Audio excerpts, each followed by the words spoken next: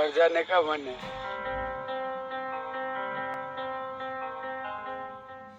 नमस्कार। नमस्कार। क्या नाम है आपका? प्रदीप। प्रदीप जी, आपका घर किधर है? घर नेपाल। नेपाल से इधर कैसे आए? बोलबम में रनिंग करते करते। आपका मामी पापा का नाम? इंदिरा उप्रेती और भीमनाथ उप्रेती। पहले आप क्या काम करते थे?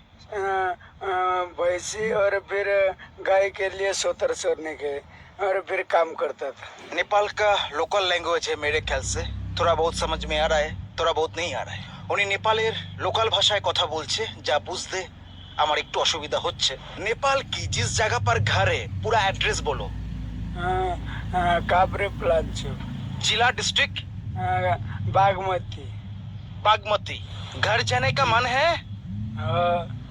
घर जाने का मन है।